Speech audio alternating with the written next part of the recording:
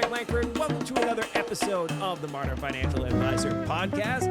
This week on the show, Matt Reiner is back for a rousing conversation about the very concept that this podcast is based on. The fact that a financial advisor is a very modern profession. That concept is more than just a fun podcast topic, by the way. It's really tangible when you think about it. There are financial advisors today who are actively serving clients who are the first generation of people ever to hold the professional title financial advisor. That means that we're still in the first inning of this industry, and there is a ton of growth and opportunities for innovation still waiting for us. Okay, one quick note, by the way.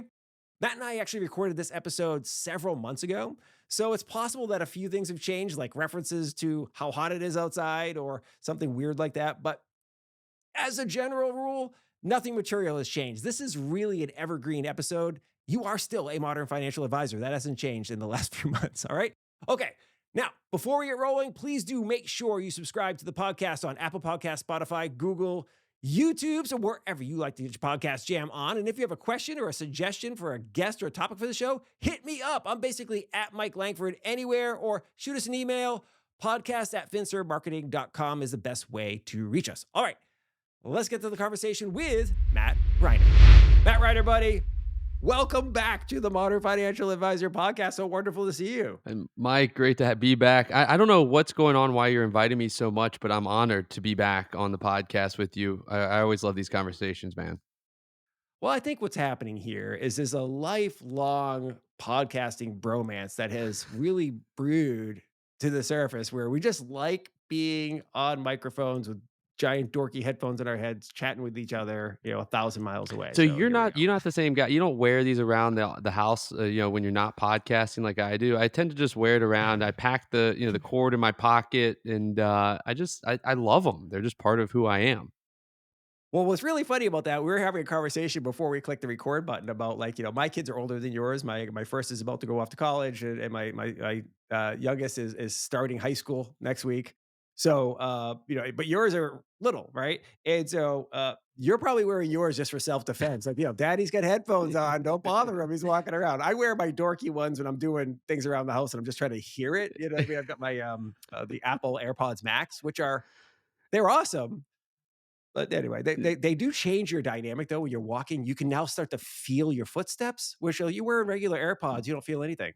So But all of a you sudden, like the you're bigger walking. ones better? Do you like Oh, the pros or the big oh, ones so they much? will change how you consume media. Like, if you watch a movie, like, I'm a sci-fi nerd, like, I think that's well Yeah, yeah. documented.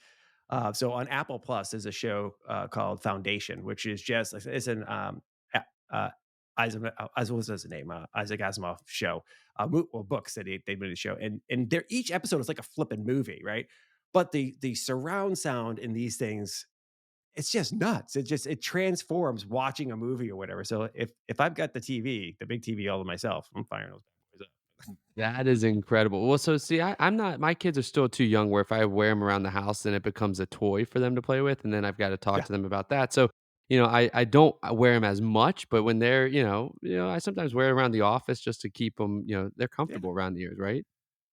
There you go. Plus, you look great. People, my friend teased me, she was saying, these are my Princess Leia headphones. They look like the. So whatever. What you gotta do. Well, I'm honored to be back, man. This is it's a great friendship that we've been able to create all over podcasting, which is it's just remarkable, man. I'm super appreciative of you. 100%. And same for you as well. And I love you having the show. And it's funny. We should just always click record. Like, as soon as you come on, hey, great to see you. Click the record button, and just like we'll have somebody the editors work that into whatever podcast we do, because we always have some great conversations. We're like, shit, I should be recording. We just talked all about SEC in college and LSU and Georgia and all of that for, That's right. 20 minutes. It was great content. That's exactly right. So yeah, go Tigers. All right, let's do it. Yokes, it's Goat All right. Tigers with that And X. Gokes Tigers, exactly right. It's so funny. Oh my god. All right, so listen, we're gonna be talking about well, a bunch of modern stuff. It is the Modern Financial Advisor podcast, but in our prep call, we started talking about, like, man, isn't this is it is really modern, this whole notion of financial advisory businesses.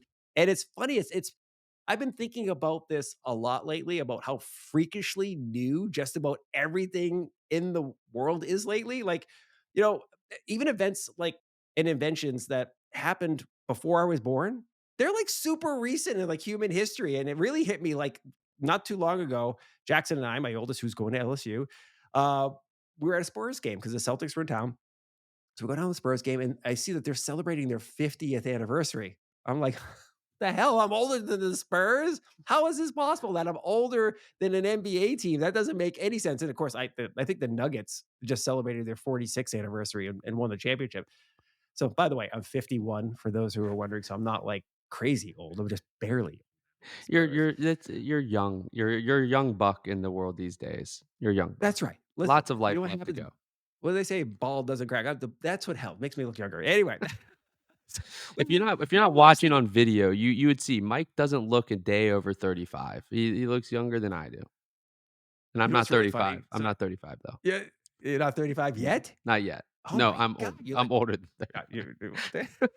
I had to think I was watching, I saw a preview for, a show, with, what's his name there? Seth Rogen on it, and they were talking about they were doing an interview about the show, and then he says he's 40. I'm like, "He's only 40?" I'm like and then, of course, my friends are my family is kind of, disagreeing with me. I'm like, "I think he looks older than I look." Like, I'm not saying I look younger than 40. I'm saying he looks way worse than 40. I'm not so and there was a debate. You're Is misinterpreting what Seth I'm Rogen saying. Yeah, I'm not trying to say that I look like I'm 40. I'm trying to say he looks terrible.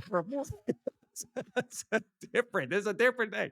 Anyway, what makes it even worse, so I was telling you, my wife and I went to see Oppenheimer on our 27th anniversary because I'm a romantic. We go to see, history. No, it was because we're movie buffs and we wanted something to do. Uh, but it dawned on me, like, while we're watching, it was a 27th anniversary, and I'm like, "Wait a minute, the Trinity test is 1945, which is only 27 years before I was born." So it's really starting to just, like, blow my mind. Like, first of all, I know some of you were saying Mike is wicked old. True, I am old. But, like, this is, like everything seems to be newer than you think it is, and it's especially true for the financial advisory business, right? As a concept, it is a very new thing. When 1940 was when the Investment Advisor Act was passed, right? And right, the father of modern portfolio theory, the guy who invented modern portfolio theory, just passed away not too long ago. So this is a new business, right? I mean, like, so everything we talk about is modern, even though we're trying to help people And I modernize think it. that there's also this concept that it's just we're very bad at understanding time, right? We everything seems like yesterday in the past, and then everything in the future seems like it's like never going to happen, right? We were talking about my kids going to college, and it's like my kids are 4 and 2. It seems like it's like so far, there's so much left to go there, but it's gonna, like, before I know it, it's gonna happen, and it's gonna be so quick. So this concept of time, as even as we get older, like you think about with young kids, they have no concept of time. 1 minute seems like 3 hours to them, right? But I think there's like this concept of time just because if you're in it for so long that it feels like it's been around forever. And the reality is when you take a step back, like you think about ETFs and all that's on that side and robo advisors, it just becomes the norm that it feels like it's been there forever. And you think about the iPhone. I mean, the iPhone's only been around since 2007, but it seems like what was life like before that? But it wasn't that long ago. It's only been around for a little bit of time. So concept of time is really difficult for us of understanding progress and also change from that standpoint. Yeah. What's his name? Bill Gates has that famous quote, which I've used a bunch of times, whether it's presentations or on podcasts. He's famous for saying that people greatly overestimate the amount of change that will happen in 2 years, but greatly underestimate how much the world will change in 10 years. And it's so true. Think about 2013, just life in general. Like, first of all, you weren't seeing electric cars as an example, right? I can remember like that was really the early days of the financial advisors starting to bring their own device to work days, Yep. right? It wasn't that long ago. When I was working for a company called Socialware, and I was out there basically evangelizing the concept of social media for financial advisors, and I was going to the big advisor conferences, the Morgan Stanleys, the Cambridge Investments, and all the like, right? I would look out and you'd see laptops and you'd see Blackberries, right? And they were all the corporate owned devices. And then within a year, you started to see iPad and iPhone, and because what was happening, they wanted to use the devices that they were starting to use in home. They didn't want to have to balance a BlackBerry into this and that. And to your point, like, man, like things happen really quick and life changes accordingly. I had a conversation with someone actually about this today, and I'm reading the book by I'm looking at who it is, by Hal Hirschfield, the Your Future Self. I don't know if you've read that book, but it's super No. interesting. And it's this concept that we have this inability to we make decisions with our present self in mind, and we think that our future self is going to be like the same because we have an inability to think of how we are going to change by our Mm, future self. So for instance, like he talks about how he liked the band Guster, and like he was like, okay. I'm going to love this band forever. Like there's always going to be a time that I'm going to love this band. And then they come to LA, and he was like, I'm just going to go for old school sake, like go and buy a ticket. But it was like $40. He's like, I'm not buying a ticket for $40 to go see Yeah. Guster. But when he was, 15 years old, like he would do anything in his world to go buy that ticket and spend as much money. And so your likes and your abilities, and at 15, there was no world in his mind where he didn't like Guster because all he knew was at that point in time. And we all think that like there is no way the financial world's going to change, right? We're always going to be using ETFs. We're always going to be using Schwab and Fidelity.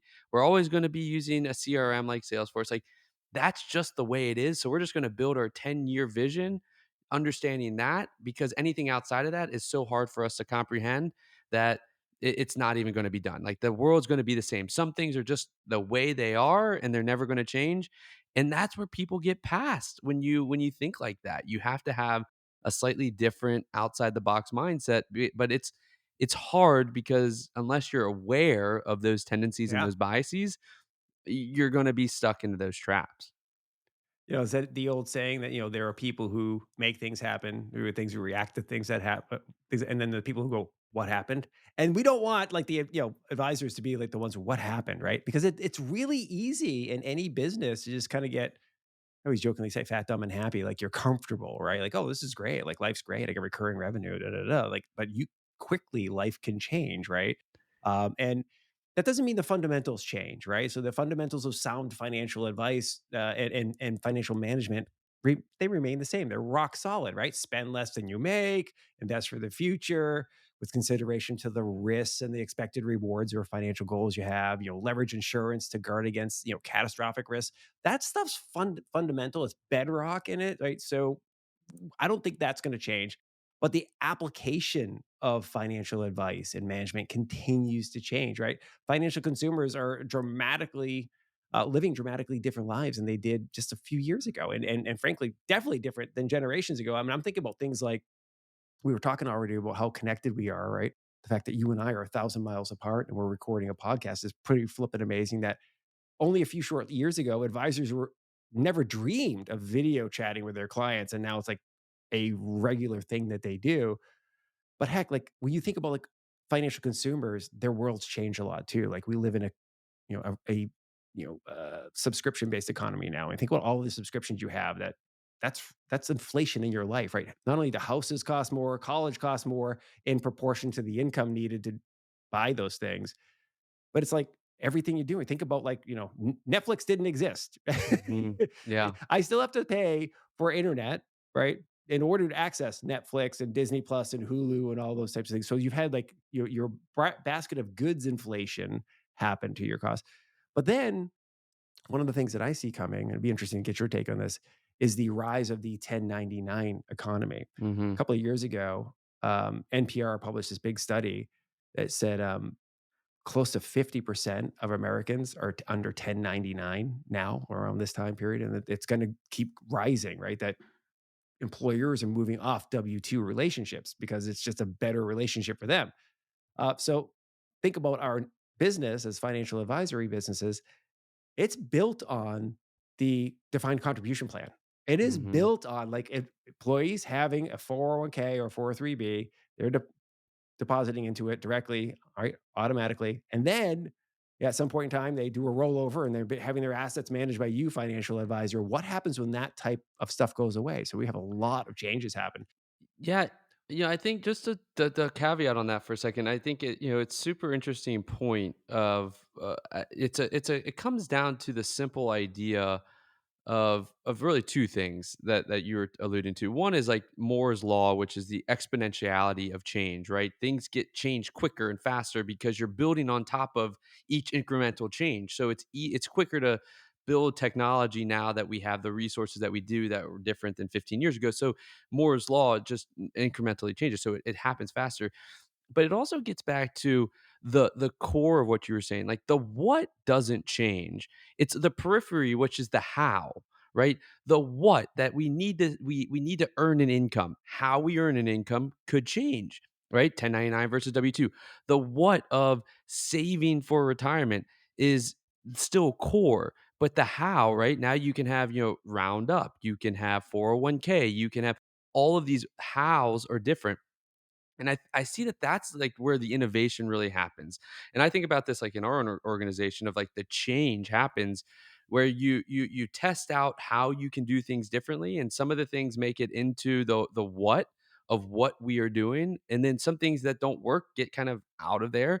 But the core of it all is still the what, which stays true independent of the innovation. The innovation and the change happens around the periphery of how we do it, right? How we consume media, right? We're still consuming media, but how we do Right. it, we don't use bunny ears anymore. We have it on our, we Right. have it streaming with Netflix. We don't have cable. We have multiple different service providers. So, if we think about it that way, I think it becomes less stressful to people. I think when you start looking at all of the hows, is there's a lot of optionality, which I think is great, but the what and the core, if you dig deep into it, is still really the same. I think that's 100% correct, and it's a great thing for advisors to appreciate, not only for the clients that they're serving, right? Like, hey, your clients are still gonna have these fundamentals here. They are, as you point out, consuming media. They're still gonna have kids, and they're gonna still want to give those kids a good lives and educate those kids and all that type of stuff.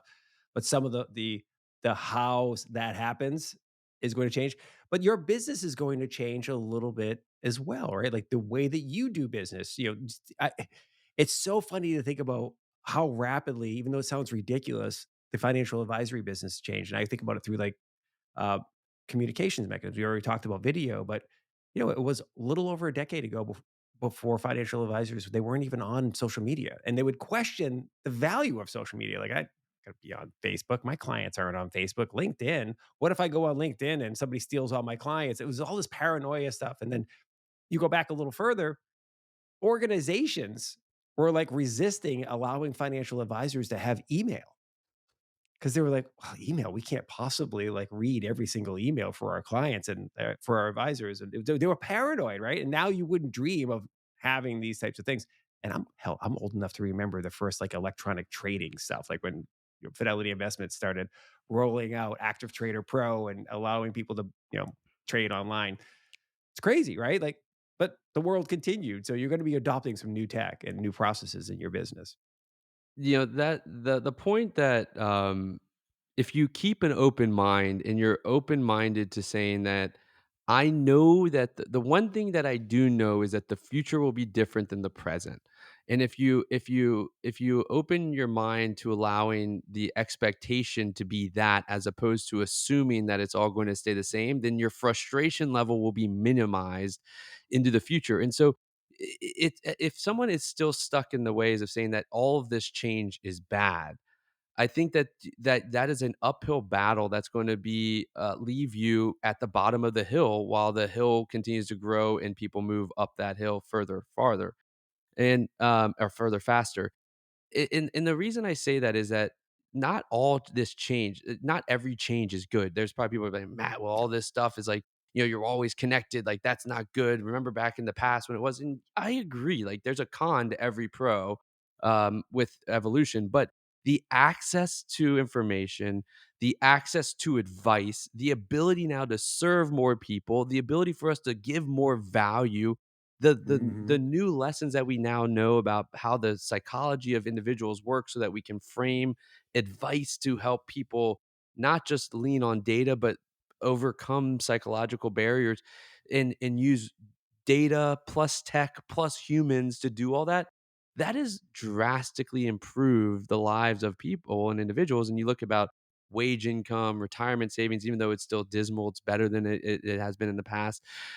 Yeah. And so I think that the opportunity is there, but we have to have an open mindedness to say that this future will likely be different and be okay with that and say, well, how do we then still get to our goal, whatever it may be for you and your firm or yourself from that standpoint? Yeah, 100%. I agree wholeheartedly. I mean,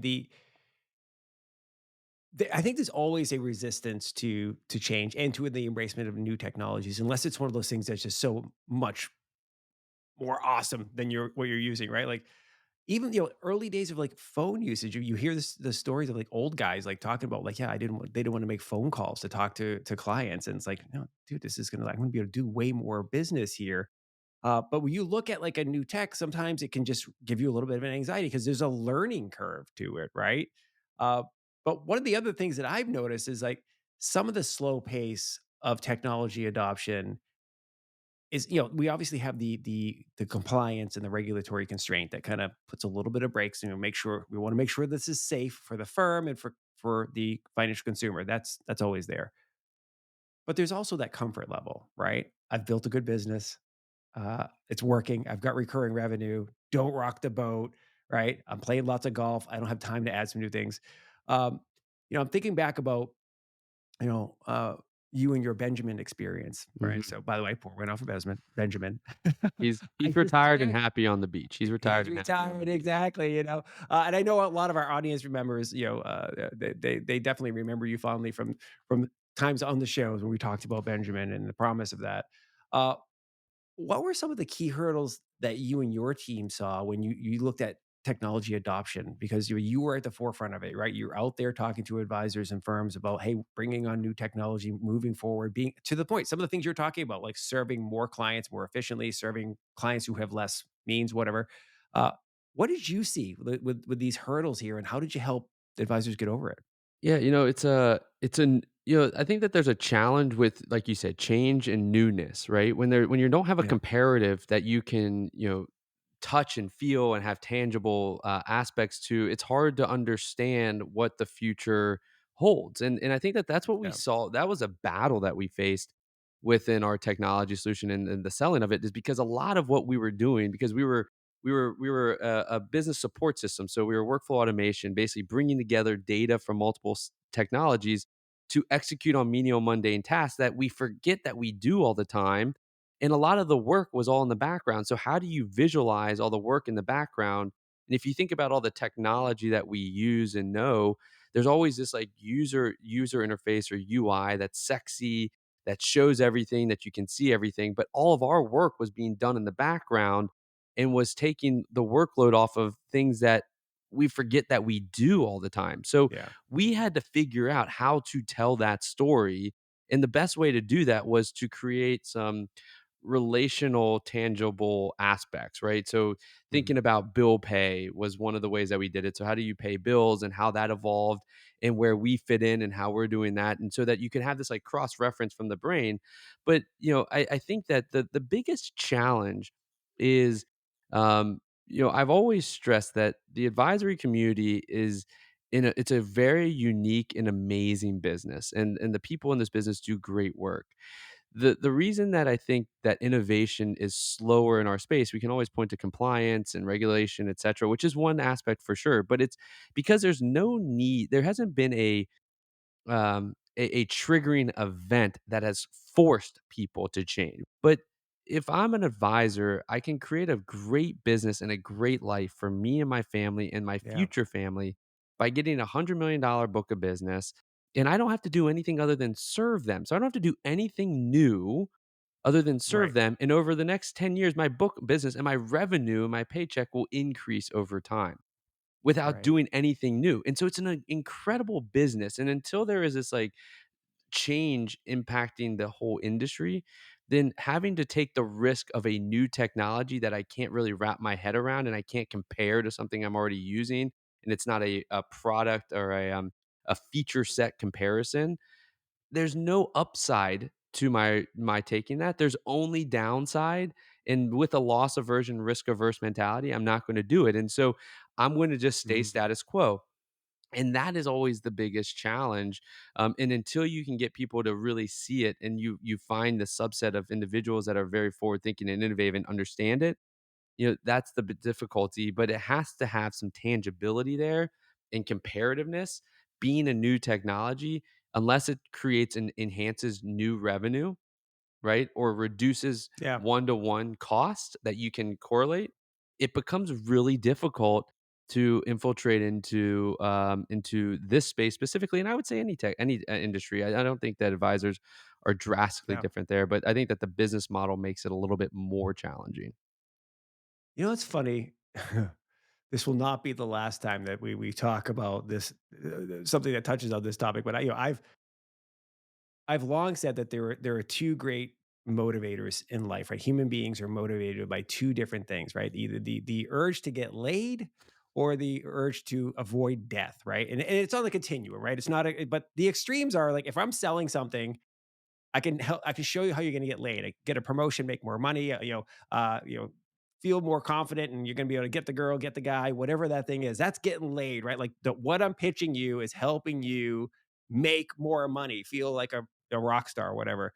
Or I can pitch you on something like this is going to help you not die, financial advisor, right? Like so. By the way, insurance is helping you not die. It's a sleep at night factor, right? Uh, Moderate and reasonably conservative financial planning is kind of like a not die thing. There can be an element of like, getting laid at some point in time, you're going to be able to retire early. You're going to buy that beach house. You're going to be able to whatever. But as a general rule, right? That's why I'm usually not a huge fan of DIY financial tools, right? These Mhm. financial wellness tools. And so, man, I see a lot of those investment pitches, right? Of startups pitching those. And like, you're helping people not die. People who are self motivated to avoid death, well, they already have a spreadsheet or the QuickBooks or something that they're using there, right? But people will, in fact, risk death to get laid all the time. They will do stupid shit. They'll go out to the bar. They'll buy drinks they can't afford. They'll do stuff like that. And I think the same is true for business owners, right?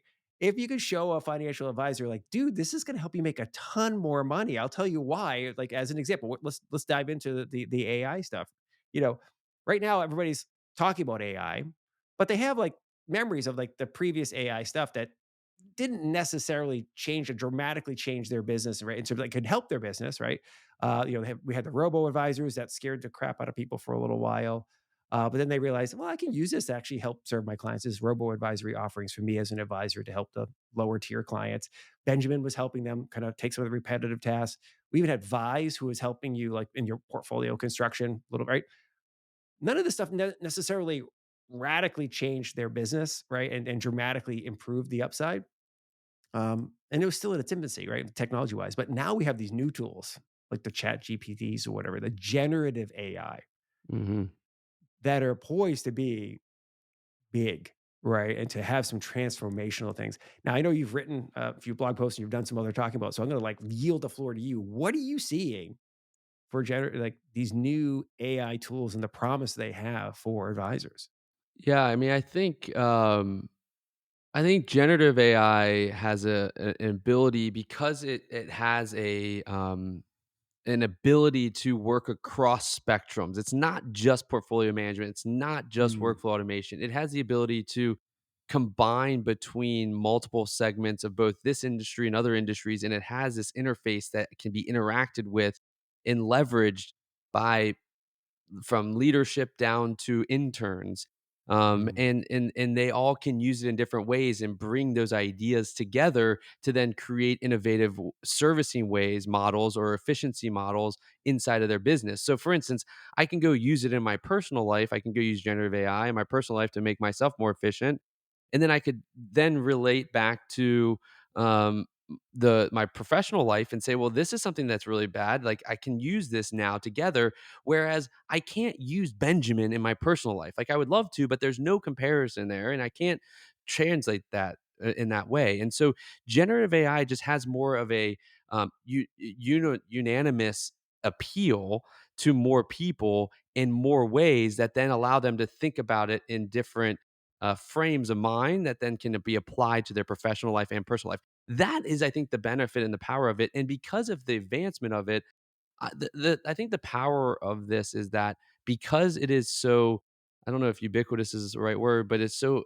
is able to be used in so many different verticals that you're going Yeah. to start to see these ideas that weren't able to really be solved because they were so specific or so difficult because the technology wasn't there, rehash themselves and then be combined with Yeah. the new generative AI to create this like amazingly powerful um impact to the way that we do business and the way that we serve clients. And I think that everybody's worried about how, I don't want to talk to a bot. I don't want to get financial advice from a bot. And if you've ever talked to ChatGPT, it's really incredible. It doesn't feel like a bot at all. It feels like my EA that I can go back and forth with and be like, hey, I want to change this up. What do you think about that? Very interactive. But I think that where people get lost, again, going back to our inability as humans, nothing wrong with people or us. It's just who we are, is that we can't see the future. And everybody says, well, this is what I know. This is how I see it. And I don't see that that's going to be the way it is in 10 years. And I think that you're right. But you don't, I think that the way that we're using generative AI today is not the way or the impact that is going to be had on this industry in the future. I think it's going to be something Great point. drastically different. I think that today, though, advisors, if they can open up their ability and their assumptions and be more open minded, can find extreme value from generative AI, from a content creation standpoint to a communication standpoint to a marketing standpoint, even to allowing and leveraging your junior advisors and your operations team to help answer more specific questions. Like, this is my client has making 500,000. They want to they're contributing to their 401k. Can they contribute to an IRA, a Roth IRA? Can you draft up an email that's very friendly and send it to them? Now you can have other people take that information. Now I would never put specific client information in there, right? Right.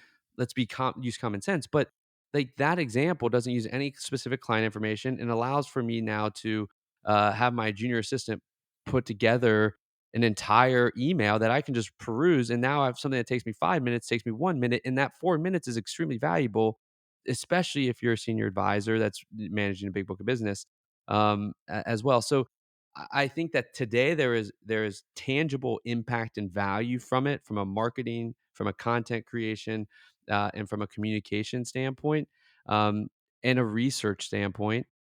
And I think that, you look at what Bloomberg's doing with their GPT aspect and where it can go. I think that the future, though, is probably gonna look different, but it will leverage this technology and people will get comfortable with it just like they got comfortable with self-driving cars. It was crazy, like, who would ever do that? Who would ever get in a car like that? Now people are doing it all the Yeah. time, and, like, in Sure. electric cars, it was like, "What the hell are we doing with electric cars?" And now by 2030, like, every car maker is gonna be doing only electric cars. Like, things change, Yeah. and I think that there will be an acceptance of this. I do think that there is a huge amount of euphoria around it, which will come down. But I think that that comes down because people just get assume that this is just the way that it is at that point. It's really interesting. You mentioned something that got me thinking, and it'll lead us into our next topic. What the You're right. Like, so you mentioned don't put personally identifiable client information into like a open tool, just like you wouldn't type your client information into Google and like, what do you think about Matt Reiner's house valuation? And here's his taxable income, whatever. You would never put that type of information into a public website setting. Um, However, there are going to be tools, generative AI tools that now will be eventually in closed loop, closed walled garden type tools that you use. So think about your financial planning tools that you use now. Think about the stuff that's on your desktop that you allow access, like your CRM, that you allow access to client data.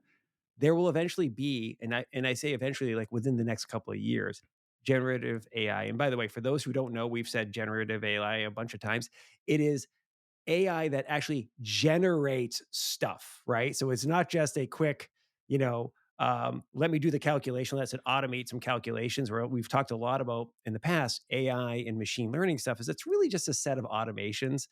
Now it's actually can create things. You can ask some of these tools like ChatGPT or Google's Bard, hey, can you summarize this book? Can you summarize this podcast? If we take this podcast, once we record it, I could tell Bard to go summarize the podcast in 500 or fewer words. And bang, it would do it really quick. It's pretty amazing, right? Um, imagine what you could do with that with your client experience or inside internally in your business, right? There are it's not just tasks, it's like things you love to do that you can't yet do because it's just way too time consuming, or hell, maybe you stink at the task that it would take to do it. That stuff's coming. Well, Redtail and Orion already have it, right? Redtail can Yeah. draft you an email and that Yeah. you can edit. And I think that, that's the best thought of how I believe people should be thinking about generative AI is that it gets you 80% of the way there. If you're not creative and can't think of ideas, it can get you 80% with ideas and give you copy. And then you can Mhm. go edit it and make it more human and make it more you. It can provide you with the first 80% rough draft, and then you can do the final 20%. But that's still valuable. Like For that sure is it is, yeah. valuable. The most time consuming part is the research, the drafting. Like think about if you could have on Microsoft, and I assume that this will be there in the next 12 months, if I were to guess, is that all the emails that come in, you just have a simple icon on the above of saying, and I think that it's already there for some aspects, the sentiment of that email. This client is upset. This client is happy. This client, Yeah. here's a response that I would send to make them turn them from upset to moderately upset or slightly upset, or to happy. That is powerful, right? That is the way of saying this communication medium that has become so normal that we're now figuring out how to make it more personal and understanding and get more of this. Like I can sell by your facial expressions if something I'm saying is good or stupid or whatever, and it can change my alt. Now we're going to be able to do that with text messaging and email, which are preferred communication mediums, which now can eliminate the need to have phone calls or in-person meetings, which now allows you to serve more people in a more personal way. And so it's not about getting them to be a number and talking to a chatbot. It's a matter of how do you serve more people without losing the service model. I was just listening to this book online or on the way to work this morning, and it was talking about the Patagonia founder, and he was saying, how can we, he always used the analogy of like if I own a restaurant and I'm a 3-star restaurant, if I were to add 30 more tables, what do I need to do to ensure that I maintain that 3rd star? And that's the same thing. If I added 100 more clients, can I do that and maintain the same service model? And people say, well, no, just human capacity. You can't do that. I think that's BS. I think you can with some of the evolutions and innovations within technology. Oh, for sure. You think about like sticking on the email example you were just describing, right? So go through my emails and prioritize them, right? From most urgent to, and at some point in time, again, these are natural languages, meaning they read and interpret human language, right? Some of them are getting really, really good. You'll be surprised. What it'll be able to do is like summarize email. Like, okay, I've got to, Matt is mad. Why is he mad? I don't know. Like, he Yeah. doesn't like that stock in his portfolio is down, whatever. Right. So prioritize my emails for the day. Okay, great. Take a first cut at responding to some of these emails, and then I can review the response. You can also develop like things like, hey, I only want to have like short responses. That way I don't have to like, read super long. But email is like the bane of most modern workers' existence. Everybody hates email. Can you help me with it? But take that example, and I'm going to give a scenario everybody's gonna be like, that is so out there. And then I want to talk on one other aspect of this real quick, but is that take email that like they're upset and integrate it into all of your other systems so where they can then see their holdings. They can then go and look at what the performance of those holdings are over time and what changes you have made, and then provide a suggestion that this person's upset. They're talking about XYZ. It's likely because of this move that you did and this stock that's down. And here's some information on why it's down that pulls in from your own database and from public databases of giving you information. And it crafts a 2-paragraph email to allude to that. Like the power of that. The power Yeah. of that. And everybody says, well, then what is my job? And your job is the moat that is so big that it will not be taken over, is the relationship that you have with Yeah. them and the EQ 1,000%. that you can provide. It's not that you're better at sending emails about whether they should do a Roth 401k or traditional 401k. Like, get over yourself. That's Yeah, not for it, right? sure. You are more valuable than that. You are more valuable Well, than dude, that. that I have said that like ad nauseum on this show and other places that listen, everybody sells the same stuff. They all sell the same stocks, bonds, and mutual funds.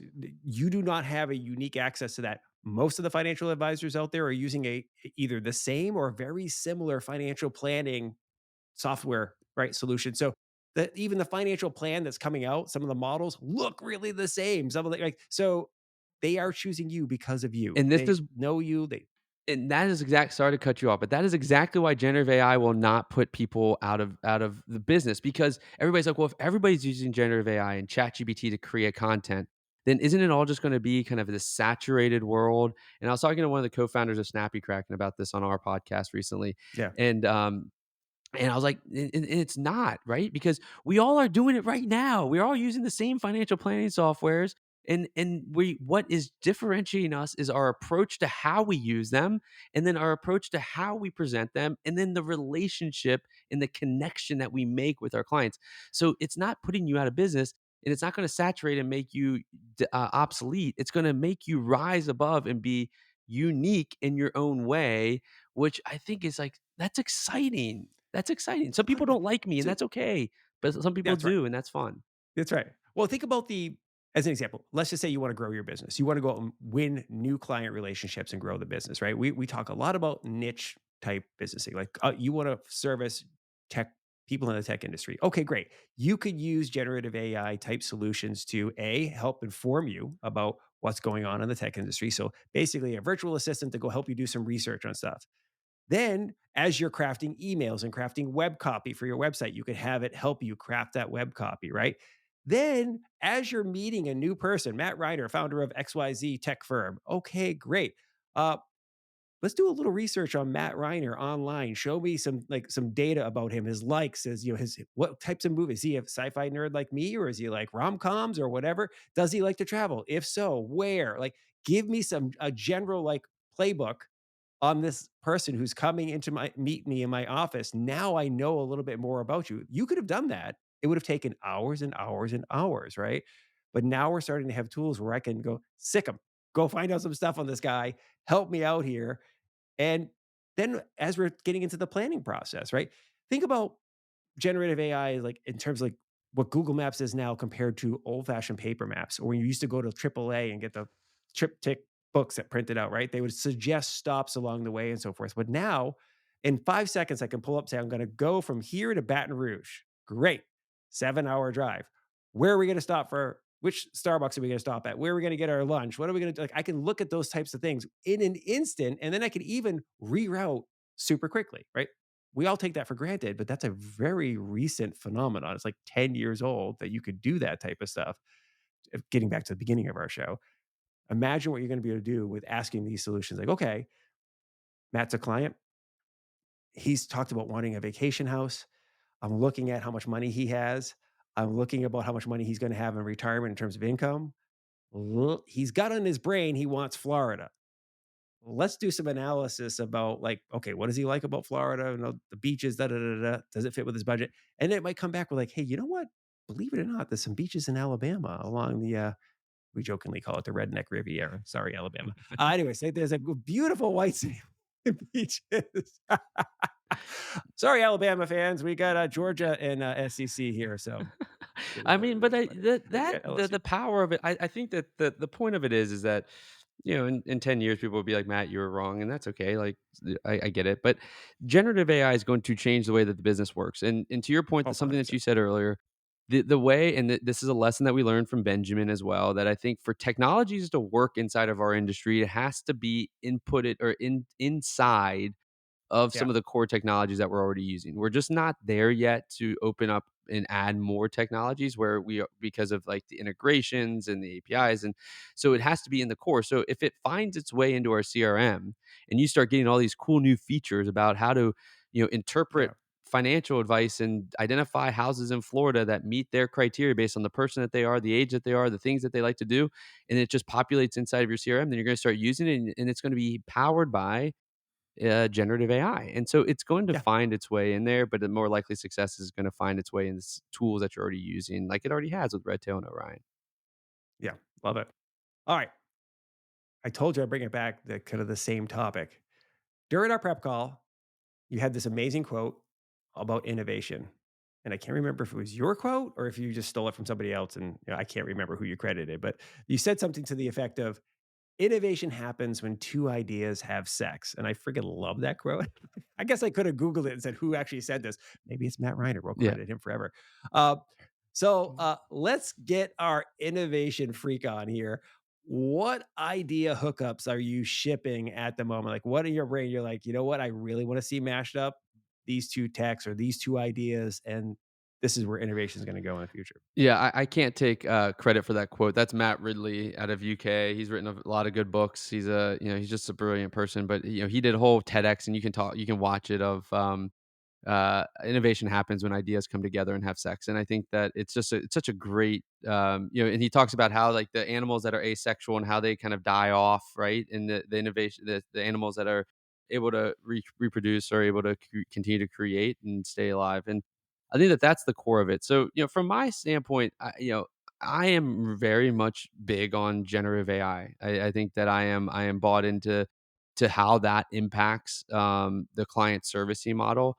We at our firm at Capital Investment Advisors are really big on innovation, and we've said that we have to accept that change is our norm, and our team has bought into that, and it's really incredible. And so where I get excitement is not necessarily on the specific outputs that innovation can create. It's more on how do we create more ideas around innovative idea or concepts.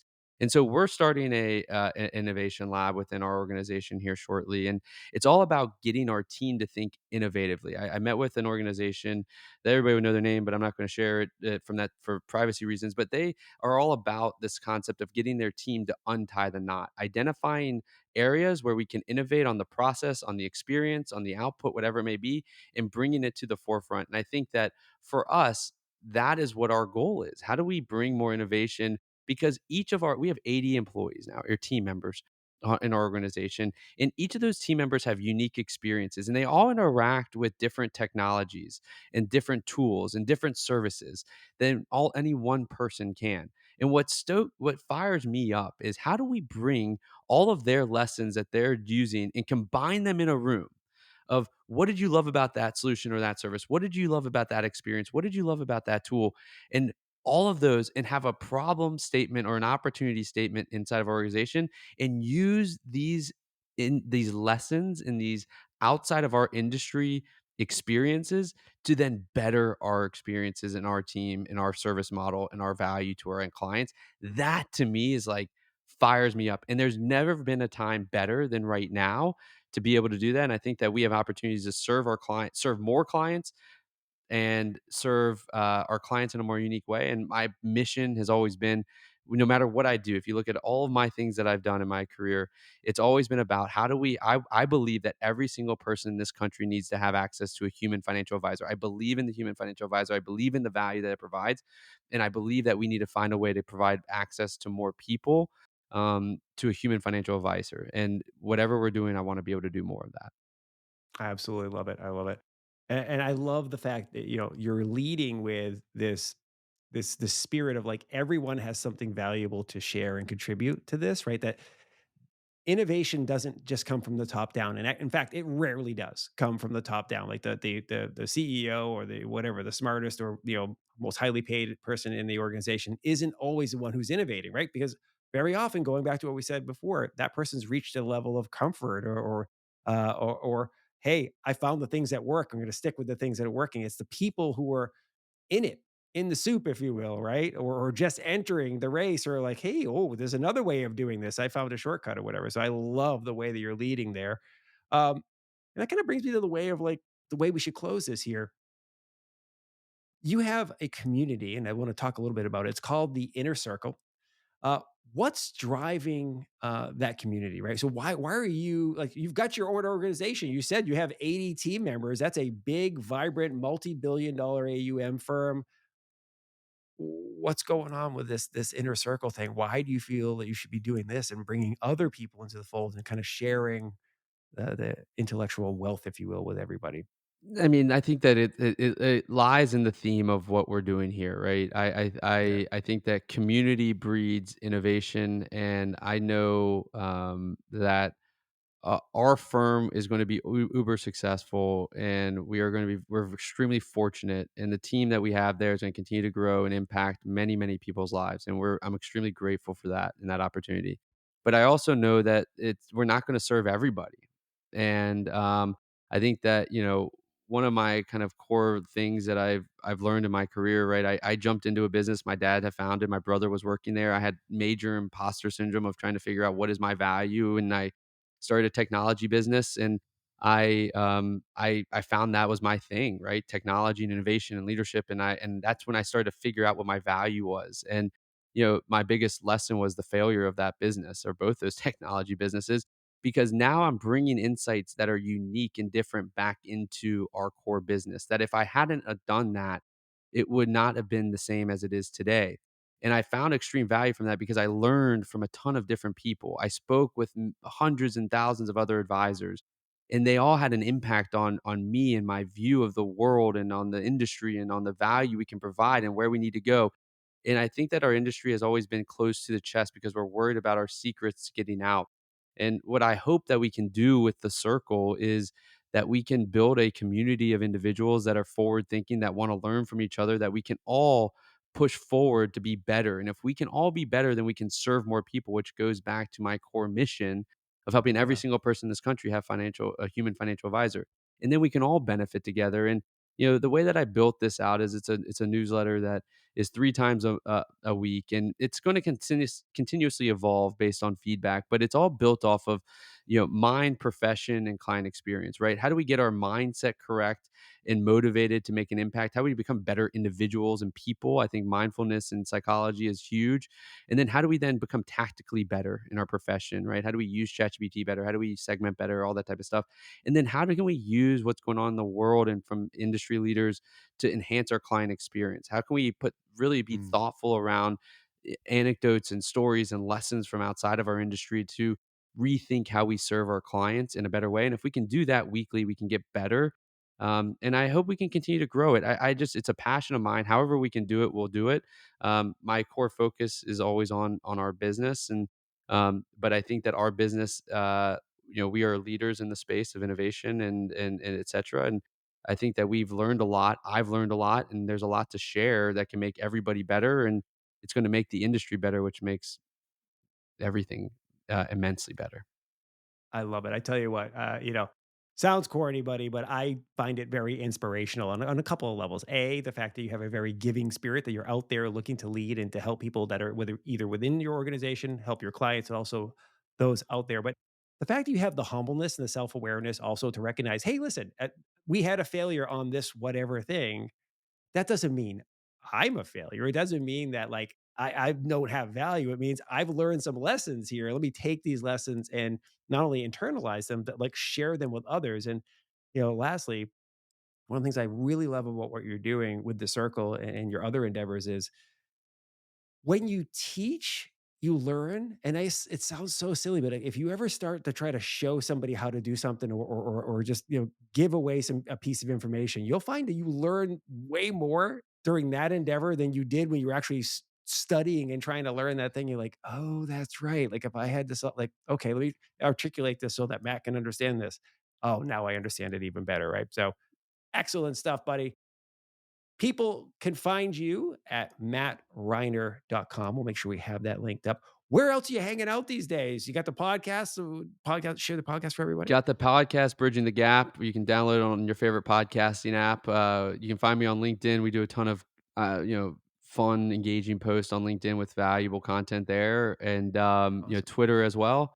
And YouTube, we have a channel with some videos and video content there as well. And you can go check out. We've got the Dr. Cole Cash series, two volumes of Love it. that book on Amazon. You can go check out that book, which is just another fun way of helping advisors see their true value. Perfect. Perfect. Well, thanks for coming on the show, buddy. Appreciate it. Appreciate you, man. Thank you very much for listening to and/or watching this episode of the Modern Financial Advisor podcast. It's always fantastic to have you with us. Huge thanks to my man, Matt Reiner, for coming back on the show. And by the way, being patient for this episode to come out. Like I said at the beginning of the show, we recorded this episode months ago. And in fact, I think it was actually at the end of the summer or something. I had just seen Oppenheimer a couple of weeks before, as you heard during the body of this podcast. So that should date when this was recorded. Well, by the way, we are actually in award season, so that kind of plays, right? Oppenheimer's up for an Oscar. So there you go. It all feeds in well. See how it all works out for us. Anyways, huge props to my man, Matt. Do check out the newsletter, The Circle. Swing by and check out his LinkedIn profile and connect with him because awesome dude. You want to have him in your network. That's all I have for you today. Hope you're staying safe and do me a favor. Be nice to each other. We'll see you next time on the Modern Financial Advisor Podcast. See ya. Bye.